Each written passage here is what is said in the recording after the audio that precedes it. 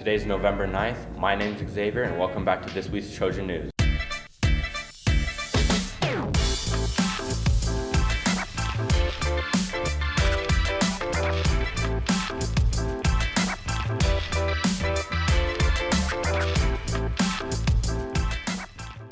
Girls basketball will begin after-school workouts November 1st on Monday and Wednesday, 3:30 to 5:30 in the small gym.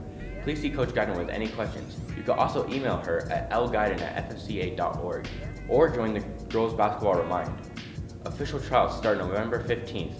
You must be registered online with athletics and have a current physical that will not expire during the season in order to try out.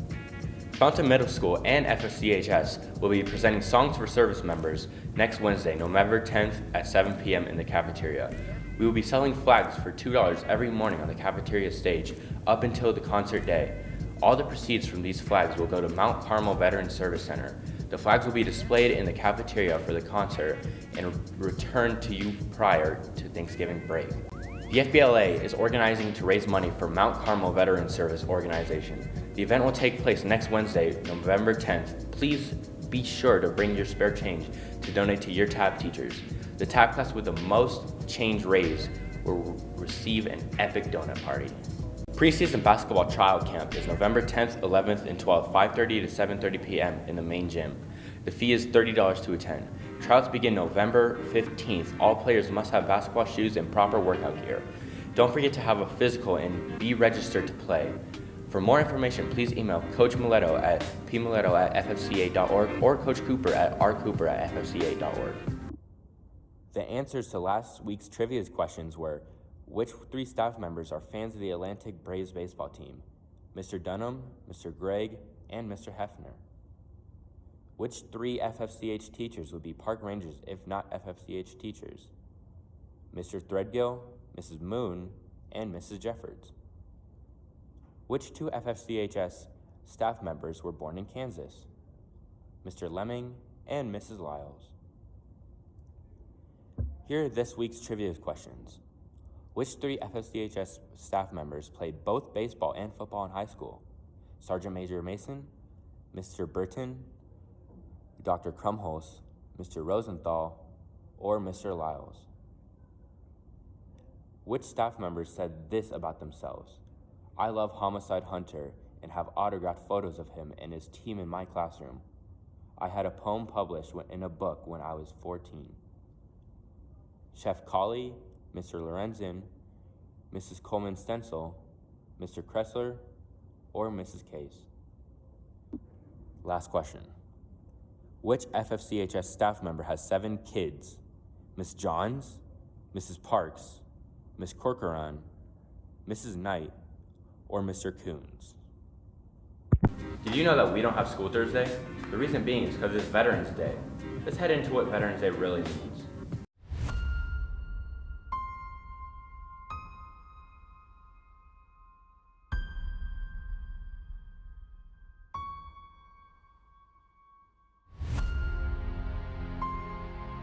Okay, Veterans Day is very important to me. I think it's just a day that we recognize all those who have served from George Washington's time to now.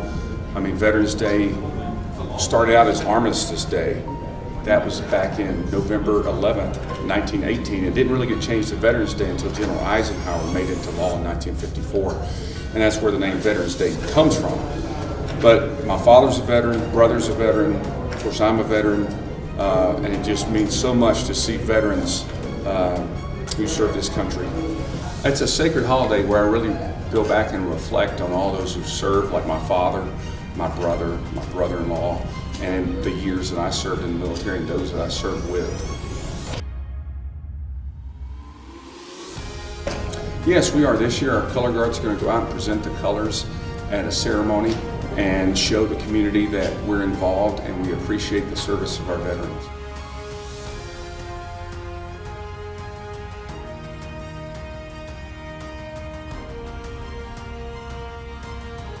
It's impacted my view by instilling an overwhelming sense of pride, knowing that I sacrificed a part of my life to help preserve the freedoms of everybody in the country. I served in the United States Army for 10 years, from 1998 to 2008.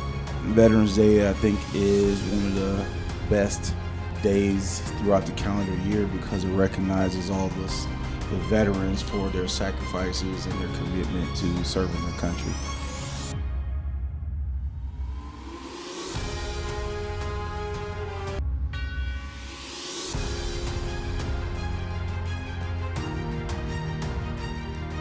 The thing I remember most about the day, honestly, was when I raised my hand and I looked around. Like, you're really nervous when you're enlisted, and you always feel like you're by yourself.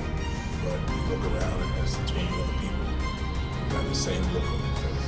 I remember the routine and the regiment. I was infantry, so it was a lot of get up, run, get down, push-ups, get up, run, get down, push-ups. And like, there was nothing that you could do right. But there was always a drill sergeant to help you get through what you were trying to get through, because you weren't going to get it right until your drill sergeant told you to get it right. It never stopped.